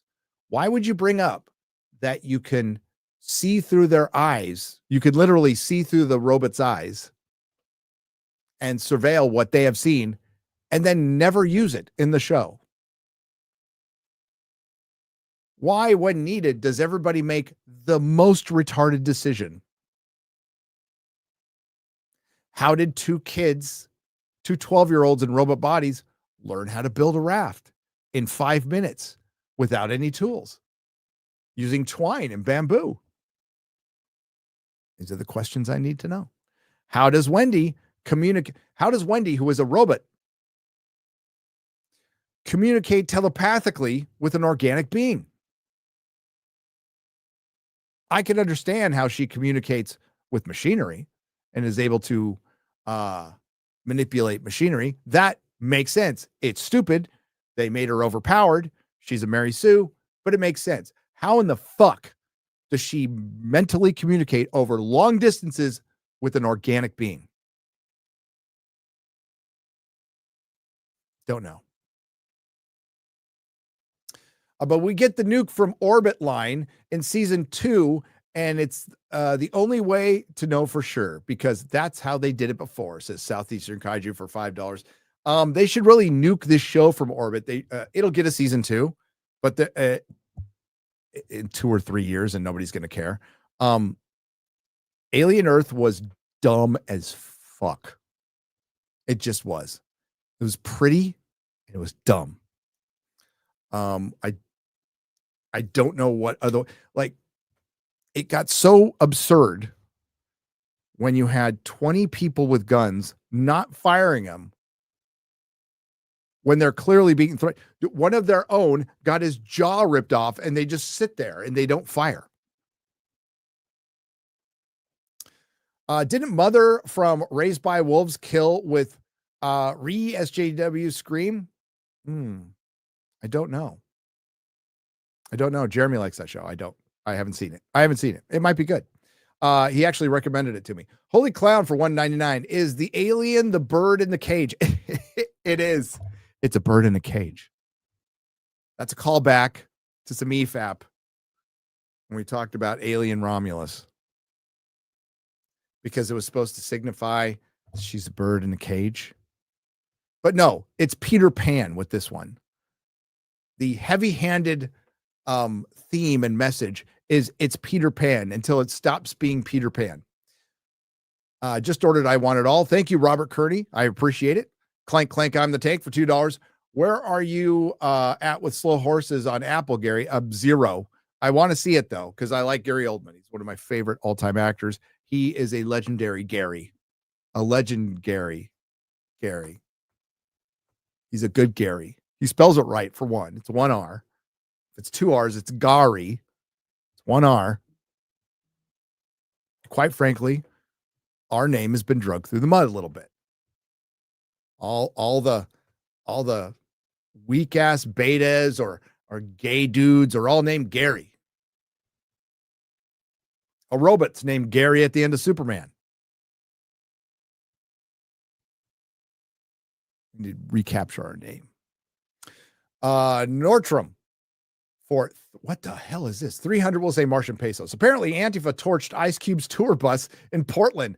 They thought, and I use the word loosely, that they were taking on ICE. Yeah, we saw that on FNT and I couldn't believe it, but apparently it is. I don't know if it was Antifa. I'm pretty sure. Would that surprise you? Portland, where the young go to retire. Where the young go to retire.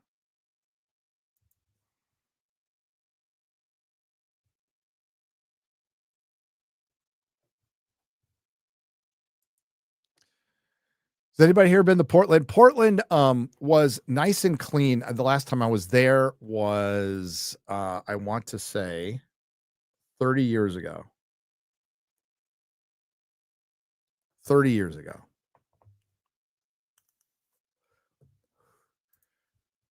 It was all right.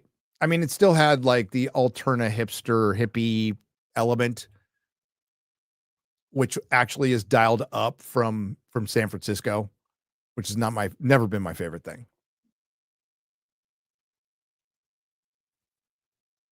Never been my favorite thing. Guys who wear satchels and ride unicycles to little coffee shops where they have avocado toast and a cappuccino. They write poetry and listen to Silver Sun pickups. Yeah, never my favorite thing. Man buns. Yeah, Ice Cube. I think it's because of War of the Worlds. I don't want to just jump. I don't want to blame Antifa. Like, Antifa's fucked up. They're a piece of shit organization. They're commies. But I mean, I think, just objectively speaking, we need to consider War of the Worlds. Okay?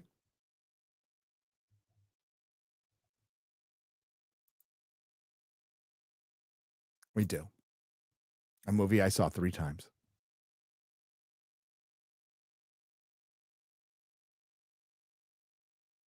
I just pick on the Silver Sun pickups because it's the first like hipster band I can think of, to be honest with you. I don't think they're horrible. I just pick on them. It's like, you ever heard of anybody who's been in LA knows Silver Lake, right? That's where all the fucking hipsters go. That was just it's the only hipster band I could think of. Naked and the Famous.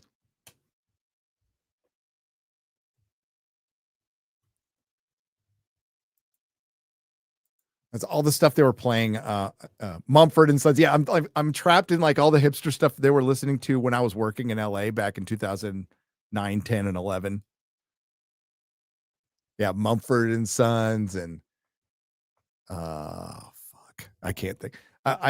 Yeah. Silver Sun Pickups, Naked and the Famous. I know I knew all of them because they were playing them on the radio station back then.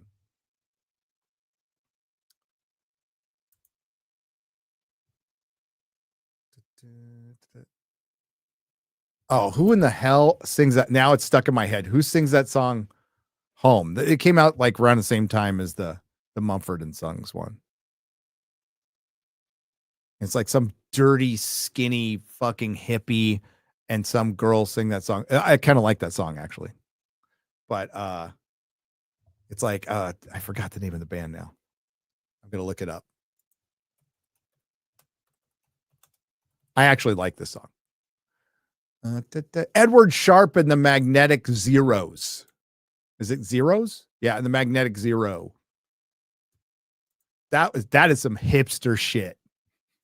Yeah, Edward Sharpe. Gautier. Yep. I mean, music was still kind of good back in 2009, 10, and 11. There's a hipster band I fucking love called Metric.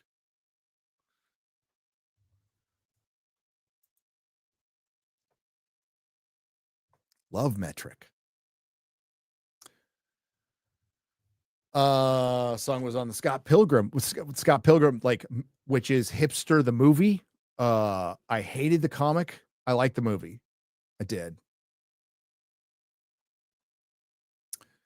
Kojima predicted the establishment trying to control the narrative of MGS2. Look up the conversation with the AI at the end of the game. Scarcely accurate. I'm going to have to refer to that to my gamer friends. Kojima is a gamer guy, right? He's the guy who like really loves taking selfies with famous people. Like a humble guy, right? Kojima's known to be like the super humble guy. Am I getting that right, chat? Metric, they're more alternative than hipster. You're right, Liam. You're right.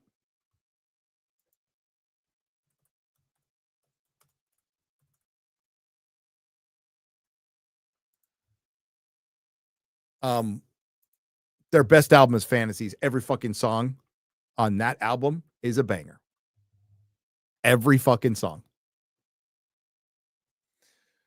Kojima is a leftist tool. Okay, he looks like a guy who really loves him some Kojima. I know nothing about the guy other than his Twitter account, which is just, look at me doing this. Look at me doing this. I have seen this movie and I will give this opinion on it now. Here's me pictured with, George Miller.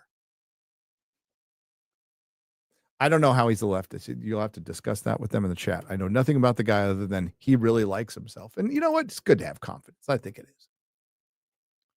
Seems like he's accomplished a lot, so maybe he's earned it. I don't mean be too rough on the guy.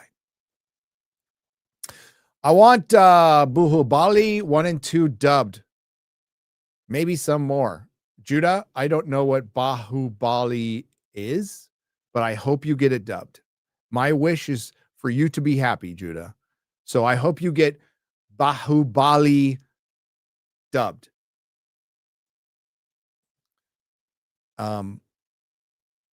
Is it Indian? Would you want it dubbed in an accent? I thought it was subs before dubs. I thought you were cool if it was subs before dubs. Or is that bros before hoes? I'm not sure. It's the game's fault. It's the music's fault. Tipper Gore is flicking her bean to current events. Oh, yes, with them trying to push that gamers gaming led to Charlie Kirk's assassination and led to the assassination and murder, both things. Dead illegal aliens who nobody wants dead. Okay? Nobody wants them dead. We want them to be safe. and in their home countries where they can make their countries better. And if they make their countries better, then that makes the world better.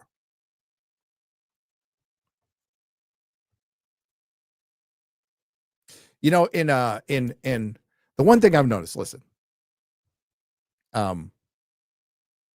they showed this a little bit in One Woke After Another. The resourcefulness of people when they are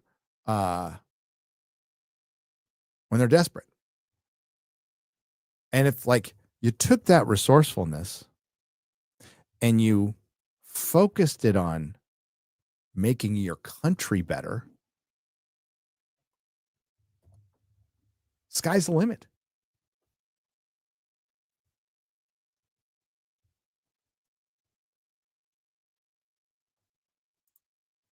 Lots of resourcefulness, I see.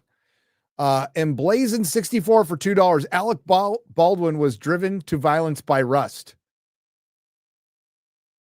I think he is a now I know Alec Baldwin is probably he's a fucking psychopath. Always has been. And because he was a star, was able to get, like, we heard the conversation with his daughter. Imagine what that guy's like behind the scenes, man. By all accounts, he should have been a bigger star. He can act. He had some charisma back in the day.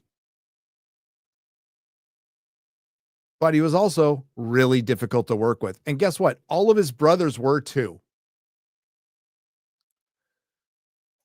I just received my Blu-ray of Roger Corman's Gas. Not a lot of sunlight between it and Plan 9, but there's a solar storm's worth between modern leftists and the good SMU students of the 70s. Corman. All the news will say about Ice Cube's bus is it caught fire. Shad, what are you saying? What about the Aborigines? He's probably talking about the emus. Daredevil recommendations. I bought the 1964 1 through 21. Oh, that dude, you got 1 through 21? Nice. You got a Marvel key in there. You got a couple of keys in there, right? So you got the red suit. You've got Daredevil number 1. Then it's number 7, I believe, going off the top of my head. Could be wrong, 6 or 7. And then there's, oh shit. God damn it. I used to know all this stuff off the top of my head. 16. Is it 16? Is it? Okay.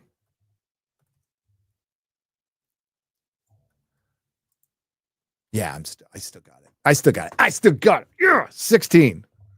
Daredevil 16. Where he meets Spider-Man. Just got my copy of Saints and Sinners yesterday. I haven't gotten mine. Fucking nice work, guys. I actually just moved, so I had to race across the state to get it before it got stolen. Had to porch pirate my own package. You did? That's funny. That's funny. Basil 578 for $2 says, who built the cages, Mr. Gunn? Who built the cages? X-Ray Girl. Obama did. That's the answer to that question. Obama.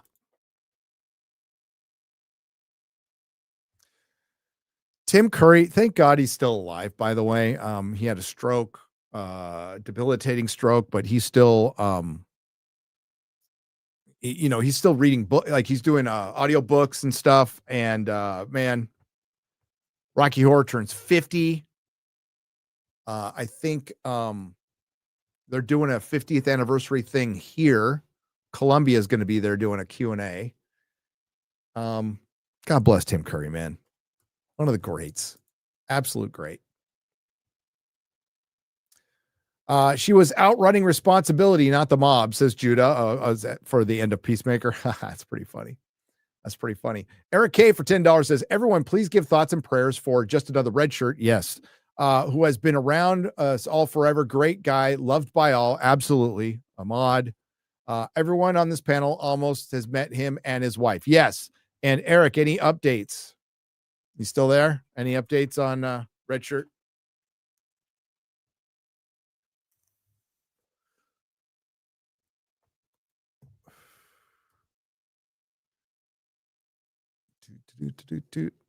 I'm waiting for the chat to cycle through. It's a little behind. Eric might be busy, but if anybody has an update on Red Shirt, let me know. Making Peacemaker the second adaptation of DC is, well, it's technically the third, but okay. But second live action. Second live action.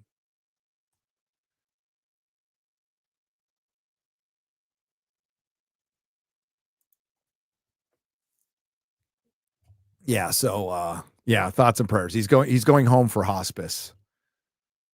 So we love you, Red Shirt. Thanks for letting us know, Eric.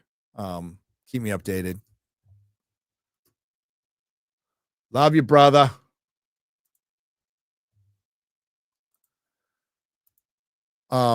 Making Peacemaker the second adaptation live action of DC is like if the MCU first did Deadpool right after Iron Man. They should have canceled the show or put it in chapter 2 or 3.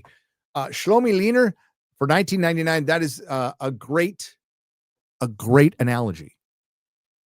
Nobody said like Peacemaker can't exist. As a matter of fact, season 1 I thought existed just fine with whatever gobbledygook the DCEU was at the time. I didn't like the show. The show was woke. The show was woke. I don't know why. Like, maybe because it's G. Maybe you can explain to me, chat. I think I know why. I do, but I'm going to ask this anyway. Why is James Gunn getting a pass? Why is he getting a pass? Is it because his past work was great? I mean, if that's the case, okay. I liked his past work a lot. As a matter of fact, I gave a pretty glowing review of the Suicide Squad. I liked Peacemaker in the Suicide Squad. I liked that movie. I liked that it had Starro and Peter Capaldi.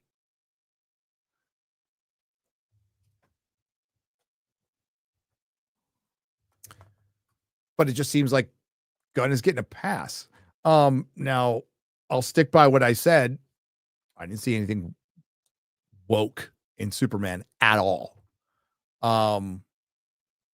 If people wanted to make the argument of Lois Lane, she's always been like that. I don't see it. Definitely see it in Peacemaker. 100% see it in Peacemaker. You want to call something woke? It's Peacemaker. Checks the boxes. Brings up the misogyny. Bad guys are the racists again for the second. And it's supposed to be a nod to Earth 10, Earth X. Sure.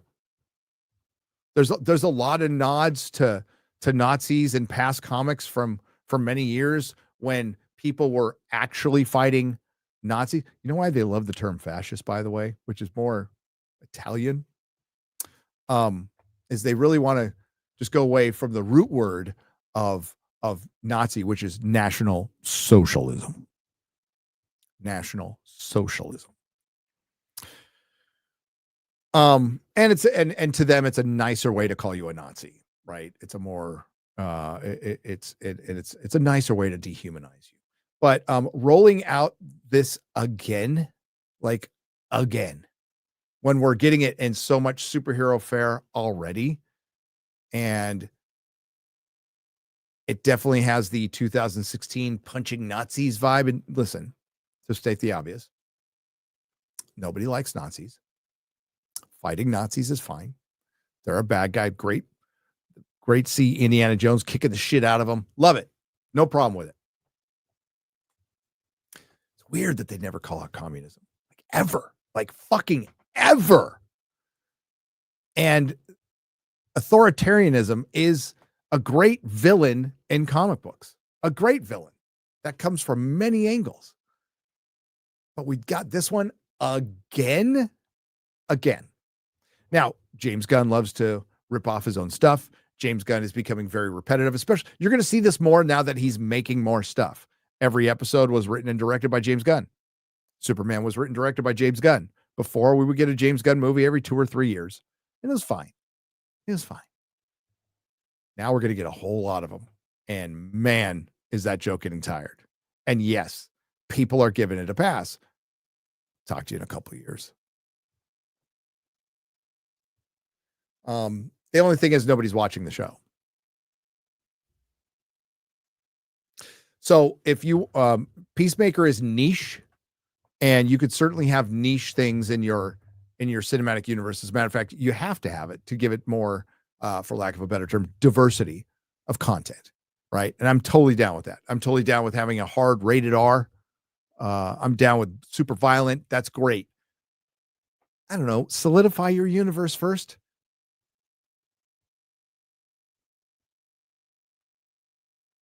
It seems to me they're making the same mistakes that the DC EU made, which was rushing to dessert without establishing your universe.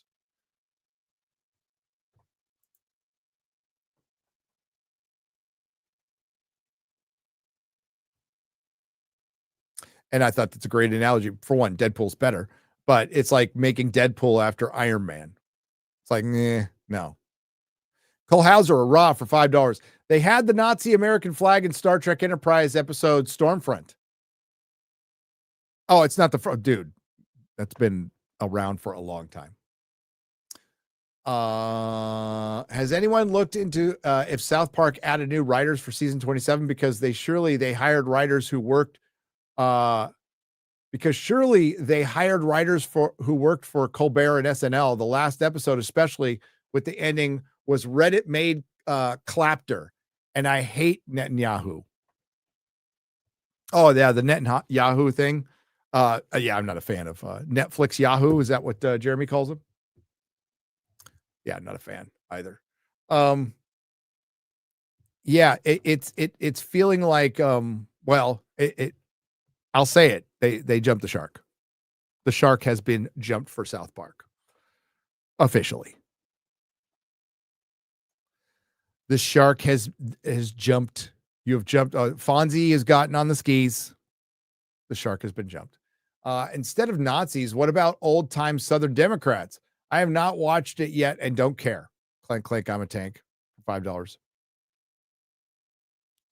all right. The Boys season 5 will be coming out. Gen V is out.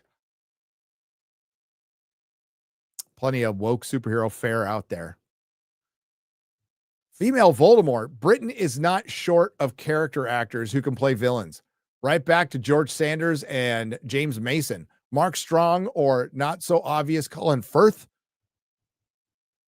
Woke casting is a menace. Yeah, it's a matter of getting a character actor who wants to commit. But Mark Strong, little old, no, he'd be great. Mark Strong as Voldemort? Fuck yeah. Fuck yeah. Hell yeah. Let's go. I just watched Guy Ritchie's Sherlock Holmes the other day. Love that fucking movie. It's fun. She gave Neil before Zod a different meaning. She did, Zodlander. She did. Nordstrom for 300 Martian pesos. Who do you think is dumber? Snyder Bros or Gun Bros? I think it's Snyder Bros because they actually believe Rebel Moon is a good movie. Do they? I haven't seen them talk about it. Yeah, I wouldn't. Yeah, that's not helping your IQ points. That's not helping the perception of your IQ. Who's dumber? I'm just breaking out the popcorn. My girlfriend is getting introduced today to getting induced, not introduced, today to give birth to our daughter, and I couldn't be more excited. Sinjin, congratulations, fatherhood. Highest calling. Zodlander for 50 Swedish krona. Most of Gunn's humor feels like watching improv with no laugh track. It didn't used to feel that way. What happened? By the way, hi, Shad. Titan Sword when? 3412 Studios has donated $10. Thank you very much. Rebel Moon. Rebel Moon.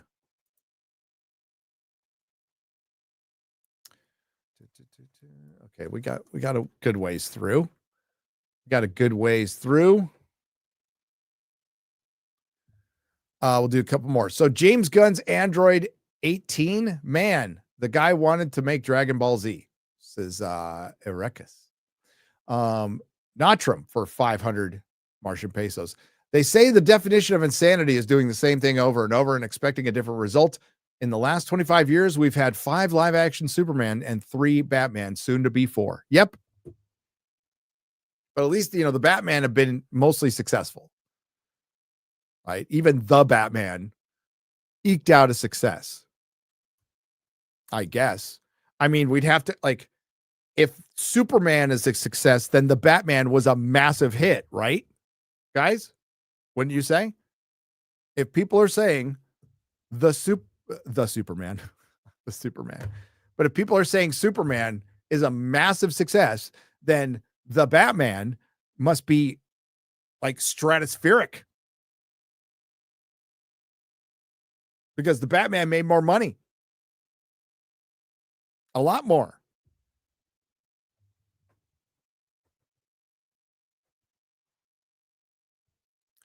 I don't make the rules. I just make the observations.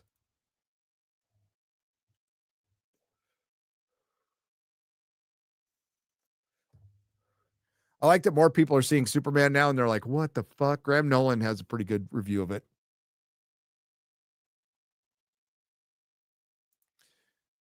I think Ben Affleck could have been a very good Batman. I think, is Demon Slayer about to surpass Superman, or did it already? Let's take a look. By the numbers.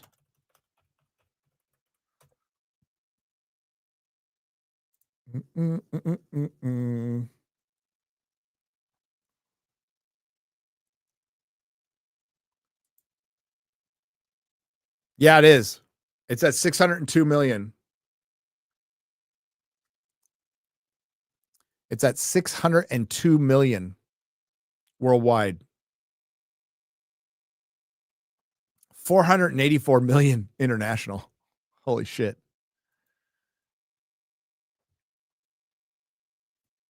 Oh, so is that it? So is it now at 618? Holy crap, it passed it. It passed it. And you know, Superman didn't pass Man of Steel.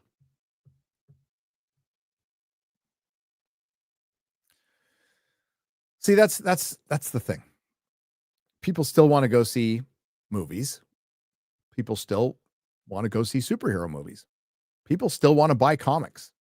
They do. I see packed Comic-Cons all the time. The desire is there. They're just not making good enough product for people to buy it.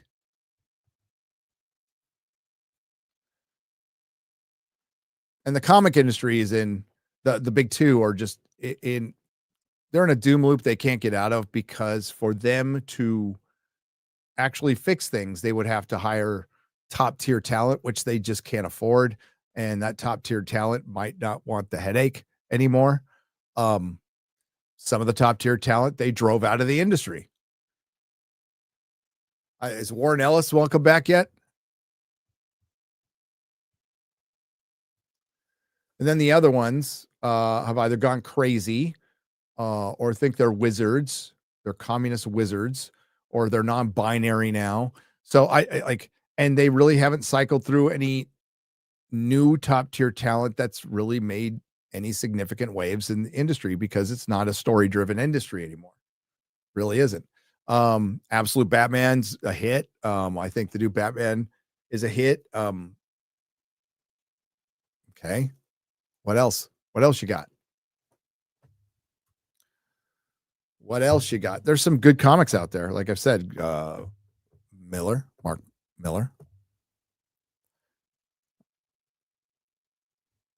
But it's not driving me back. I support my local comic shop with back issue sales. Back issue sales. All right, we're going to wrap it up there. We'll be back depending on when I finish my video, either Tuesday night or Wednesday night. And that can make up for people who are going to be missing me and Mahler talking about Alien Earth, which was fun to hang out with Mahler and watch. We can both go through misery together. Misery loves company. Misery loves company. But we'll be back in the next couple of days. We have Real BBC on my channel tomorrow morning at 11 a.m. with Az and Mahler. And I'll discuss in more detail Marvel Zombies, I guess. And yeah. Who's streaming? X-Ray Girl. Who's streaming? I'm looking. Just a second. Oh, that's loud.